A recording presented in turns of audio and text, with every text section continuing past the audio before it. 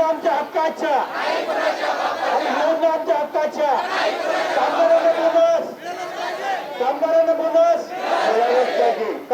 आज हिवाळी अधिवेशनाचा तिसरा दिवस आहे आणि बांधकाम कामगार संघटनेकडून भव्य मोर्चा जो आहे तो विधान भवनावर धडकला आहे। आपल्यासोबत काही लोक आहेत, त्यांचे अध्यक्ष आहे संघटनेचे। काय सांगाल आज तुम्ही भव्य मोर्चा? मी स्वतंत्र मजदूर युनियनचा राष्ट्रीय उपाध्यक्ष नरेंद्र जारोंडे या मोर्चाचं नेतृत्व करतो आहे। हा जो बांधकाम कामगारांचा मोर्चा आहे, या विधानसभेवरती जवळपास 15 ते 20 हजार बांधकाम कामगार संपूर्ण राज्यामधून आलेले आहेत। मागण्या फार छोट्या मागण्या आहेत। सरकारनं जे काही धोरण ठरवलेले आहेत त्याचे फायदे बांधकाम कामगारांना मिळायला पाहिजे आणि ज्या योजना सरकारने निश्चित केलेल्या आहेत त्याचा दुरुपयोग होऊ नये एवढीच आमची मागणी आहे।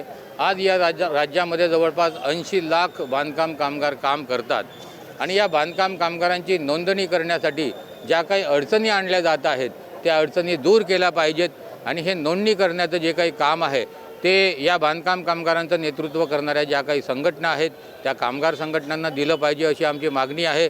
जो या बांधकाम कामगार मंडळामध्ये जो काही कोट्यावधी रुपयांचा पैसा आहे त्याचा दुरुपयोग थांबला पाहिजे आणि या दुरुपयोग थांबून त्याचे फायदे या बांधकाम कामगारांना मिळाले पाहिजेत, त्यांच्या कुटुंबाला मिळाले पाहिजेत, त्यांच्या मुलाबाळांच्या शिक्षणासाठी आणि शिष्यवृत्तीसाठी मिळाले पाहिजेत एवढीच आमची मागणी आहे। विधानसभा निवडणुकीच्या आधी बांधकाम कामगारासाठी अनेक योजना काढण्यात आल्या, पेटी असू द्या, अनेक अशा योजना काढण्यात आल्या। काय वाटतं, त्यात दुरुपयोग झाला की कुठला?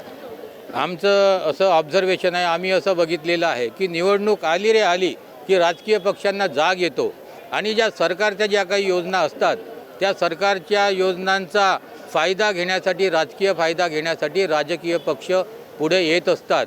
फक्त निवडणुकीपुरते ते आमच्या अश्रू पुसण्याचं नाटक करीत असतात आणि निवडणूक झाल्यानंतर आम्हाला ते वाऱ्यावर सोडित असतात।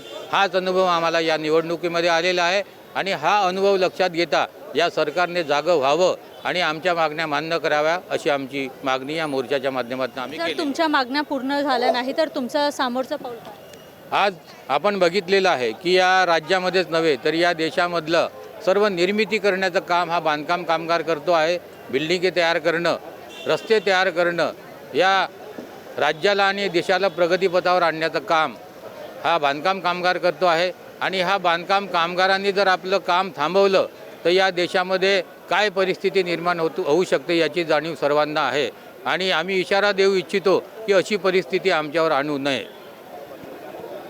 तर आज आपण बघितलं की भव्य मोर्चा हा विधान भवनावर बांधकाम कामगारांचा धडकला आहे आणि त्यांच्या साध्या मागण्या असं त्यांचं म्हणणं आहे। कुठल्या आमच्यासाठी ज्या सरकारने योजना आणल्या त्याचा दुरुपयोग होतो असं त्यांचं मत आहे। VKB न्यूजसाठी स्वीटी कांद्रीकर, नागपूर।